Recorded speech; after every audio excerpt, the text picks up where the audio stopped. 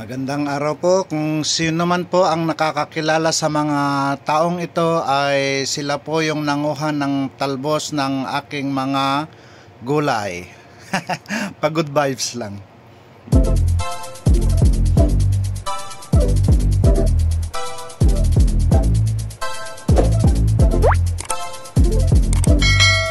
So magandang araw mga kaninong. God bless po sa atin lahat. At sana'y lagi po tayong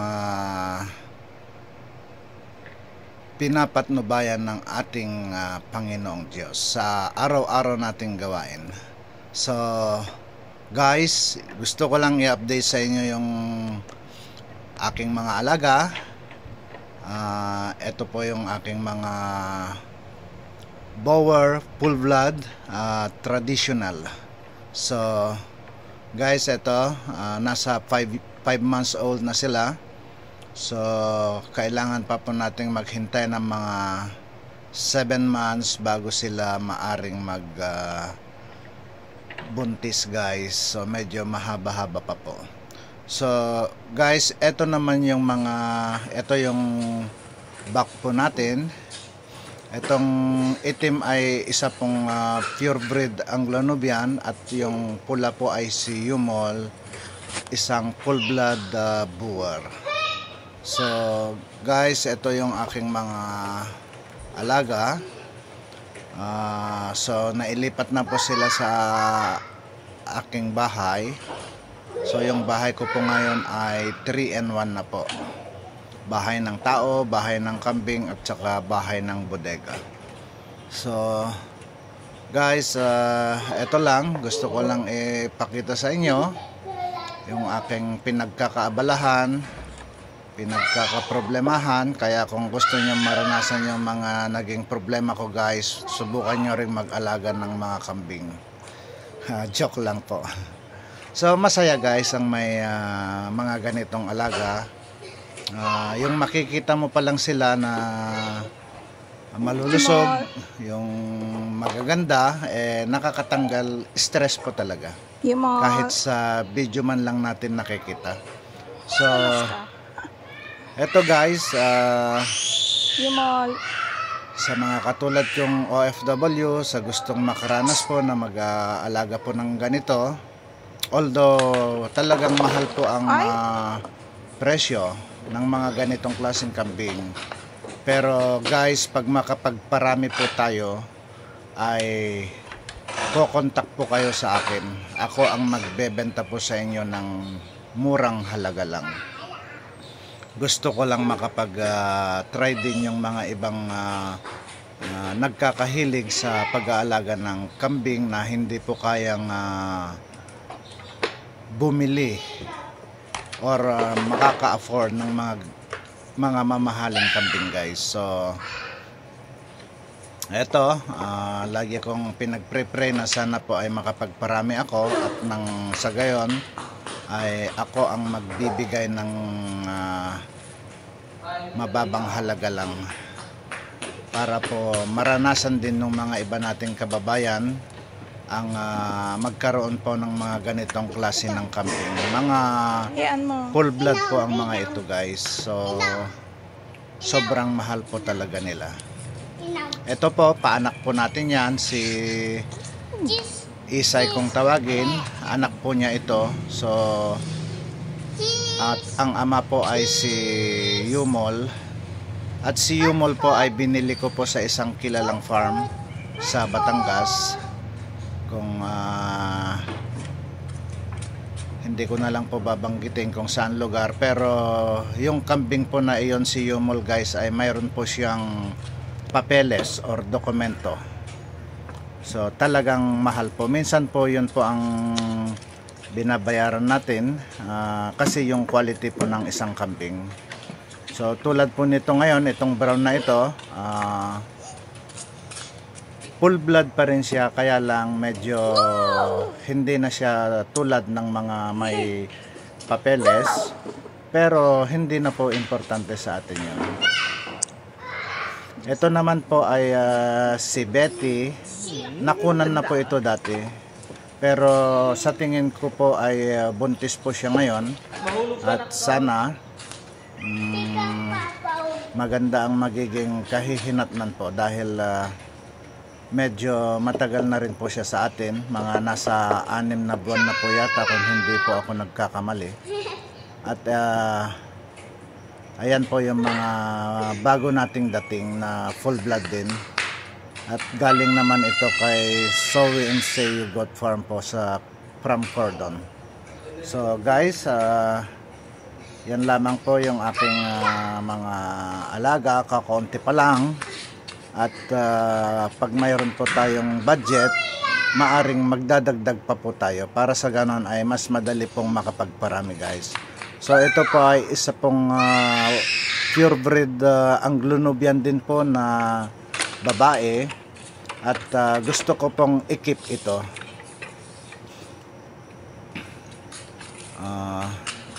Ito po, hindi ko po sure kung ito po ay buntis nga at titignan po natin.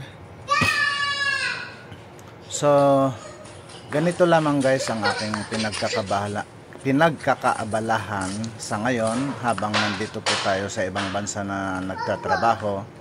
At yan lang guys, laban lang, kapit lang po tayo sa itaas para sa ganon ay bigyan pa po niya tayo ng mas maraming blessing guys. So ang importante po, wala po tayong tinatapakan, wala po tayong mga taong inaagrabyado, at higit sa lahat hindi tayo nang loloko sa mga kapwa natin. So dito guys yung backyard namin, bali dito na lang sila pinapakawalan. At pag may budget po tayo, magpapagawa po ako dito ng masisilungan nila dahil open area po ito. Through and through ang araw pag ganitong maaraw, so sobra po init talaga guys. At titignan natin kahit makapagpagawa man lang tayo ng kahit maliit na kubo-kubo dito para sa ganon mayroon silang malililiman kung halimbawa sobrang init at makakaramdam po sila ng init na po ng araw.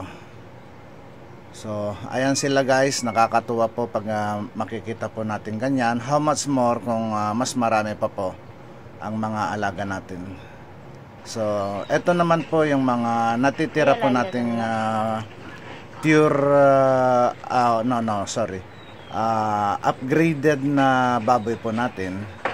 Bali yung mga first batch po ay nabenta na po. At ito yung mga pangalawa, nasa 10 piraso po ito. Ito po yung titingnan natin kung hindi po mabebenta, palalakihin po natin ang mga yan. Aalagaan po natin ang mga ito. Dahil marami naman po tayong patanim na mais na at saka kalabasa na dagdag po ng kanilang pakain para sa ganun po hindi po lahat ng mga ipinapakain natin ay puro binibili lang. So doon po medyo bawas po tayo ng gastos sa mga bilihin ng pagkain nila, lalo na po sa feeds dahil sobra po talaga ang mahal ng feeds guys. Yon ang problema ng mga hog raiser, sobrang mahal ng mga bilihin. So guys, ganito lang talaga ang buhay, sikap at tiyaga lang. Bonus na lang po ang ating kapugihan guys. So ito guys, dito yung mga pinatanim natin na mga gulay. Sari-sari po ito guys. So shout out naman dyan, shout out nga pala dyan kina Loretta, yung grupo niya. Sila po yung mga nag-maintain ng cleanliness po dito sa aming maisan at saka aming gulayan guys. So sila po yung nasa unang video kanina. At thank you dahil kahit wala po ako dyan at kung ano po yung gusto kong gawin nila ay ginagawa po nila. So Guys, dito po yung mga gulayan natin. Hindi ko alam kung ano-ano yung mga gulay na tinanim nila dito. Pero ang sabi ay marami daw. At hindi pa naman masyadong nakikita. Sa tingin ko mga kamuting baging po ito. Pero halos mangunguna naman na po yata yung mga damo dahil palaging nag-uulan po dito sa amin ngayon. So yung mga damo guys, expect natin na talagang makikipaghabulan sila sa paglaki sa mga pananim po natin. So ganito lang guys, simpleng buhay, makakaraos din po tayo. At dito na rin guys yung mga napier natin. Itong napier guys ay pinatanim ko lang ito na para po talaga sa kambing natin. At dyan din po yung mga kalabasa. At etong mga mais po malapit na po, mayroon na po silang bunga, namumunga na po sila. So mga 1 buwan pa po siguro pwede na po. Bali 2 klase po yung pinatanim kong mais, isang yellow corn na i-harvest natin pag yung talagang dried na siya, at isa po yung panglaga lang. So guys, eto marumi yung madamo yung ating bukid guys. Hindi naman po natin i-stop talaga yung paglago po ng mga damo. So talagang kanyan lang. At eto guys, sa tingin ko yung mga damong ito ay pwede rin ipakain sa mga kambing. So okay lang, blessing pa rin. At itong mga napier natin, hindi po masyadong pare-parehas ang kanilang pagtubo dahil hindi naman po sila sabay-sabay sa pagkakatanim guys. So at least pwede na pong mag-harvest dito ng mga pakain sa kambing guys. At eto na yung mga mais natin. Medyo tinamaan sila ng mga uod guys, pero naagapan po natin sila. So halimbawa pagka-harvest ng mga mais guys, itatago lang po ito, ilalagay ko lang po sa bodega para po may naka-imbak na pakain po natin sa mga baboy, mga manok, pato. At hindi na po tayo mamimili guys dahil sobra po talagang mahal ng mga bilihin guys. So ito naman yata yung dito pa rin yung yung nasa may napier. Ito guys yung mga napier natin na magaganda naman po ang mga tayo nila. Itong matataas guys, pwede na yang i-harvest guys. Pwede nang ipakain sa mga kambing natin yan. At yung mga alaga din po nating pabo, kumakain din po sila ng napier. So marami pong pakinabang sa napier guys. Hindi lang po para sa kambing. At lalo na po pag mayroon na po tayong mga alagang kalabaw or baka, pero soon siguro kasi medyo mabigat na guys, nakabaon na po tayo. baon na. So eto guys, ayan mga matataas ng napier. Pwede nang pang-harvest ang mga ito. So yung lugar pong ito guys ay nasa likod lang po ng aking bahay, kung nasaan po yung aking mga kambing. So malapit lang pagkukuhanan ng aking mga kasama para may maipakain po silang damo sa ating mga alaga. So dito guys, parang minsan mahirap na madali lang, pero kailangan lang po ang tiyaga, yung pagtitiis.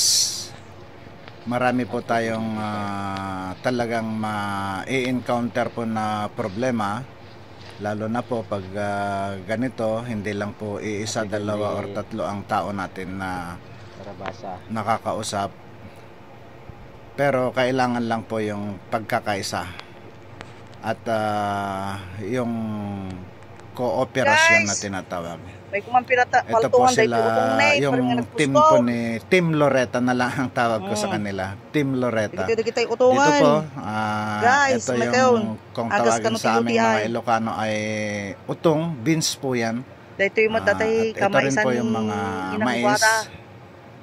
So, inininong vlogs. Ganyan lang guys ang buhay. Kung may itinanim, may aanihin.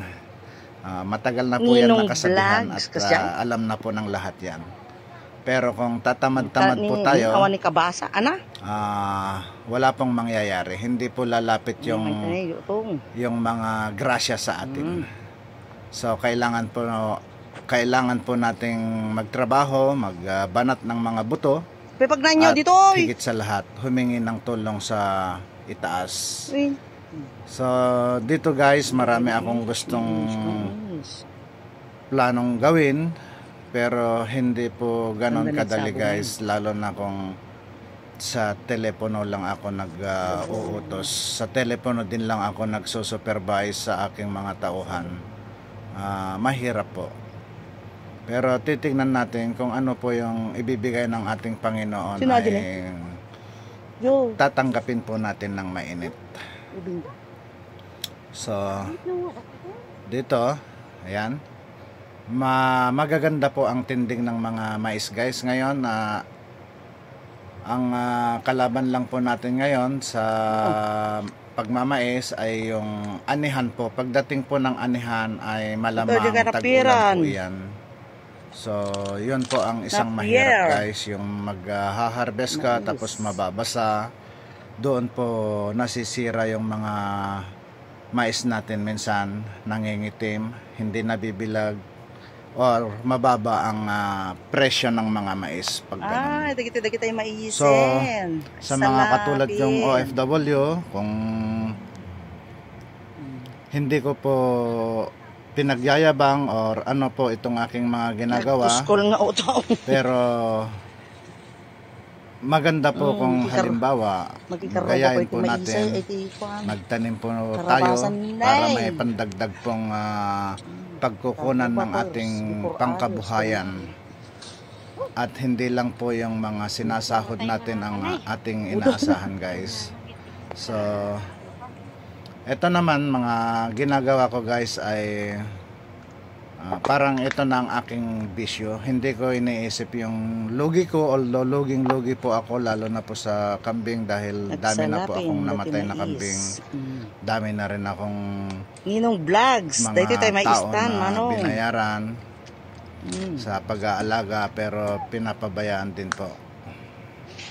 So hindi pa po tayo nakakatagpo ng tao talaga na nagmamalasakit sa atin. So ito na yung mga na-harvest nila na talbos ng mga kalabasa guys. So si Loretta ang salarin dito. Joke lang Loretta. Ito guys, thank you so much sa mga support din ninyo at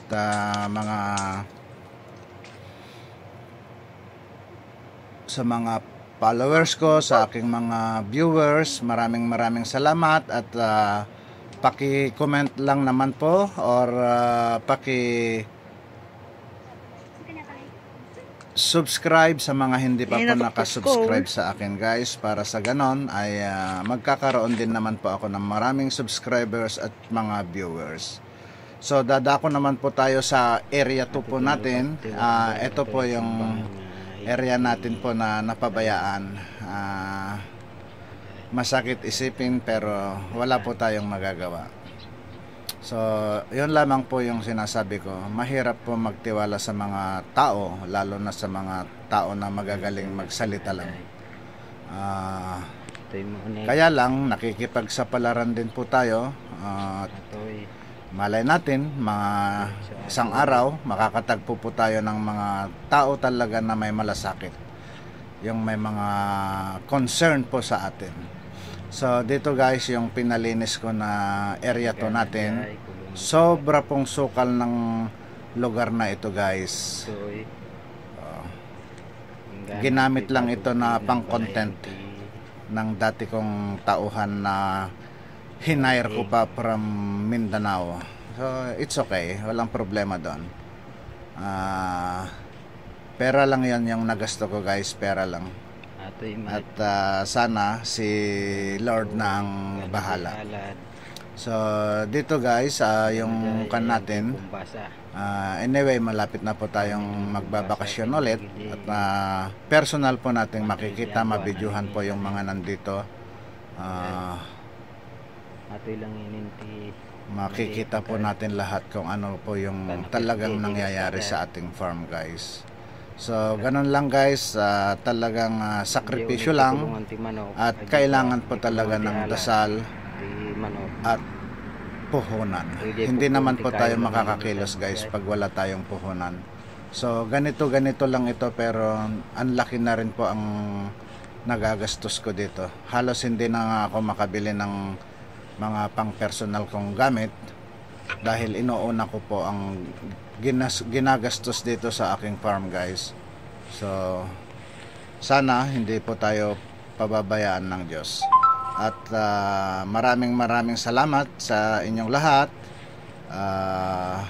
Sana hindi kayo magsasawa po sa aking mga videos kahit hindi pa po masyadong maganda.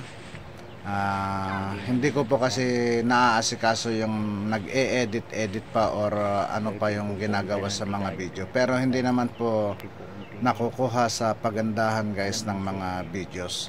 At dito guys, shout out nga pala sa mga nakilala nating mga kaibigan, nagpa-picture pa sila sa akin. Feeling artista naman ang dating ko guys. Natutuwa ako sa kanila, shout out. Mga from Ilocos po sila, Ilocos Norte. So sila po yung mga nakilala ko na aking mga subscribers. So thank you so much guys, and God bless to all. I love you all.